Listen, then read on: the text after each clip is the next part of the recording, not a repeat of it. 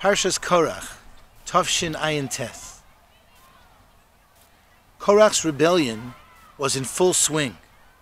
And the Torah tells us, Vayokom Moshe got up, Vayelech el Dosan va'aviram, and he went to Dosan and Aviram. Mikan, from here we see, says the Gemara in Sanhedrin Daf Kuf Yud, she'ein machzikim b'machlokes, then one should not try to hold on to a machlokes. To Omar Rav, kol hamachzik b'machlokes, anyone who tries to hold on to a machlokes, over belav, he's in violation of a sin. Shenemar, v'lo yiyeh keKorach v'chadaso. One should not be like Korach and his people. It's mashma from this Gemara that had Moshe not made this last attempt to make peace with Dosan v'Aviram, to end the machlokes, then he himself would have been in violation of lo yiyeh keKorach v'chadaso. It's as if he himself was as bad as Korach. And this is incredible to imagine. By Moshe Rabbeinu going to Dosan v'Aviram, he was in fact doing a midas chasidus, an absolute tremendous thing beyond comparison.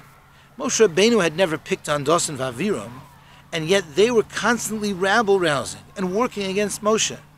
All the way back in Mitzrayim, the Shnei Anoshim Nitzim, the two people who were fighting, and Moshe Rabbeinu tried to intervene, and they tattled on him to Paro, causing Moshe Rabbeinu to have to leave Mitzrayim. They were Dosan v'Aviram. It was Dosan v'Aviram who complained after Moshe went to Paro, and Paro decided to make the burden on Klal Yisrael harder, that they had to find their own straw to make into the bricks. Dosan v'Aviram were the ones who complained. Dosan v'Aviram were the ones who left over mun for the next day, after Moshe Rabbeinu had announced all mun must be eaten today. In fact, the Medrash Haggadah says that the ones who had dropped mun out in the fields on Shabbos to prove that Moshe Rabbeinu was wrong and mun would fall on Shabbos were none other than Dosan v'Aviram. These were absolutely despicable and deplorable individuals whom Moshe Rabbeinu was trying to make peace with. Hashem even said, separate yourselves from these people. I'm going to swallow them up. I'm going to destroy them in an instant. But Moshe Rabbeinu showed tremendous tolerance. Even though he had a very hard time dealing with this rebellion, as the Pasuk says, Vayishma Moshe Vayipal al Panav, when he heard about Korach's rebellion, he fell on his face. I mean, this was not easy for him. Already there had been an Egel, the Misonanim, the Meraglim. Moshe Rabbeinu was having a hard time.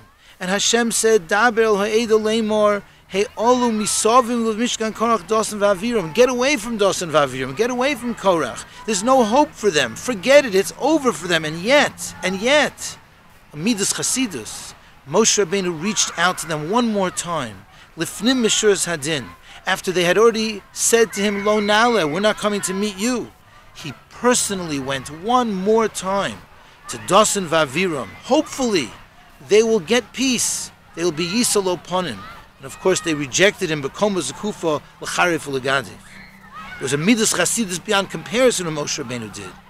And yet, the Gemara in Sanhedrin Kuf Yud says that had Moshe Rabbeinu not done this, he would have been over on Lo Yiyeh keKorach v'chadaso. I mean, it's amazing. What Korach himself did was so bad that he's the paradigm example of a machlokes shelo l'shem shemayim. Korach had done something so bad that his punishment was so severe that Kodesh Baruch Hu had to create a new way of killing him and his children by swallowing them up alive and sending them directly to Gehenna. That's Korach va'adaso. So how can you possibly say that if Moshe did not do this Maisa Chasidus, this Midus Chasidus, that he would have been equal to Korach? He would have been over on the sin of Lo Yiyeh keKorach va'adaso? How's it possible? The answer to this question can be given based on a yesod that the Alter of Slobodka presents and uses in many different contexts, some of which we've actually mentioned before. The Alter tells us that we know Adam was created b'tzelem Elokim. The Medrash tells us that when the Malachim saw Adam HaRishon, they wanted to know about him, and Hashem said, you know, in certain ways, man is greater than the Malachim. And that's just man. A Jew who says Shelo Asani Goy is even greater. A Talmud Chacham is even greater than them. A Gadol B'Torah, even B'Doreinu, is even greater than that. If we think about people from the generation before ours, the Talmidei Chachamim of 30 years ago, the Reb Moshe Feinsteins, their sharp minds, we read their Sfarim and we're blown away by what they say. We read stories about their tzidkus and we barely can approach it. And when we think about who Reb Moshe Feinstein looked up to, the Chafetz Chaim, Rabbi Akiva Eger, the Vilna Gaon, and those were Achronim.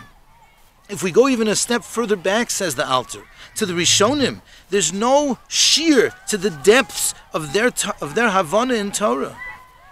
In fact, the Gemara says in Shabbos Daf Kuf Yud Beis about the Amoraim, Im Rishonim kemalachim anu kebnei anoshim, v'im Rishonim bnei anoshim anu kechamorim.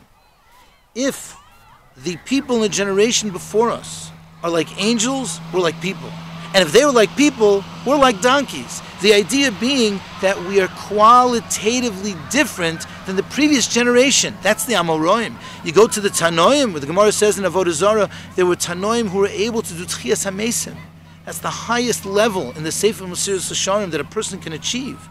The Tanoim were so great, the Amoraim decided we can never argue on them.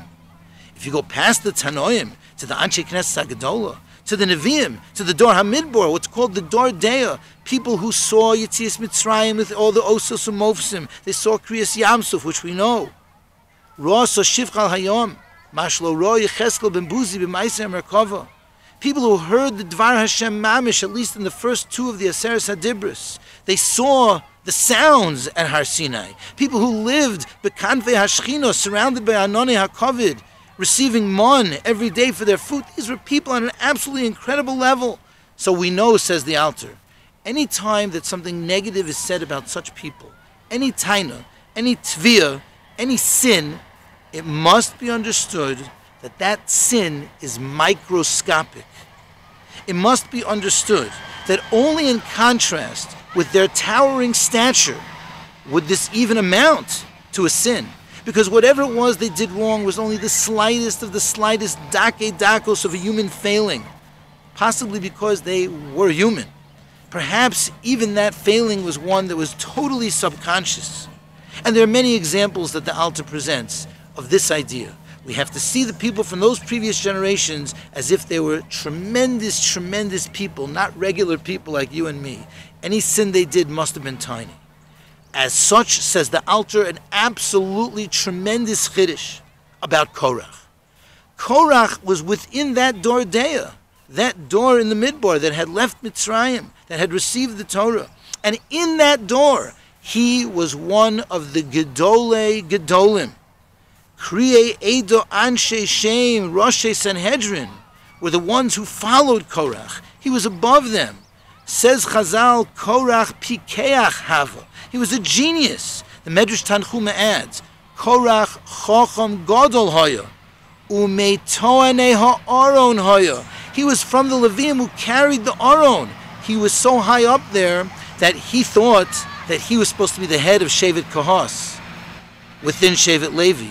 It was given to Eli Tzofan al Pi Adibur. That was part of his whole complaint. But he thought that he was supposed to be the head of the most chashiv party of the Levium, meaning he was number 3 in Klal Yisrael. After Moshe and Aaron, Korach was mamish, one of the Gedolei Hador. He was a Navi. He had this nevuah where he saw Shalsheles Gedolei Yotzim Mimeno. He's supposed to have a tremendous number of Gedolim that came out of him, including Shmuel. The Pasuk says, Moshe v'Aaron b'Chana v'Shmuel b'Korei Shmo, and the Medrash says Shmuel may have been the equivalent to Moshe v'Aaron together to some extent. That was a descendant of Korach. Korach's own children who survived, who did tshuva, wrote parts of the Tehillim. Korach was an absolutely tremendous, tremendous gadol, almost the tzaddik yisod olam.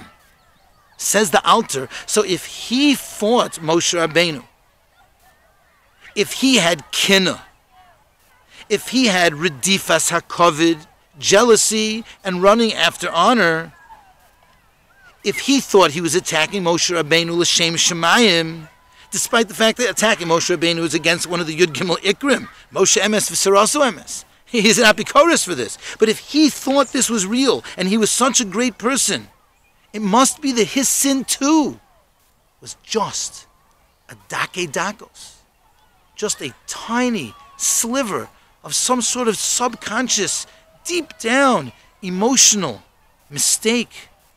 Otherwise, how could he stand nitzavim with his children under threat of death from Moshe Rabbeinu? How could they be so sure they were right? Moshe Rabbeinu had shown his tzidkus, his mesiras nefesh for Klal Yisrael so many times. Everyone knew Pe'el Adaber Bo. Hashem spoke to Moshe Rabbeinu personally, and Vayaminu b'Hashem uva Moshe Avdo. Even Korach believed Moshe Avdo. So it must be that, as Rashi says on Pasuk Zayin, Eino hitatu, his eye deceived him and he made a mistake, which caused him to enter into a ruach shtus, some sort of insanity. This must have been only the slightest of slight, a dake dakos of a midah on a deep down subconscious level. That must have been the whole sin of Korach. This is a completely different perspective than the cartoon character of Korach that we're used to knowing.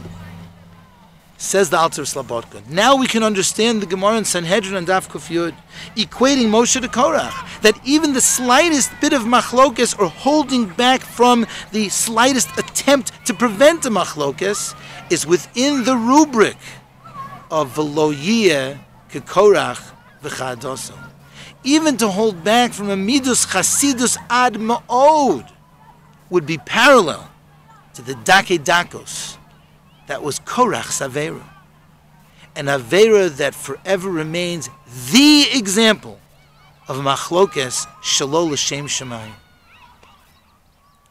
In this way, the Torah warns us to stay far away from machlokes. Only one on the madrega of Korach will get the onesh like his, for a dake dakos of an Aveira like his. But we see from here that the shame iser, the halachic label of certain statements or lack thereof, being usher, exists even for the slightest involvement in a machlokas.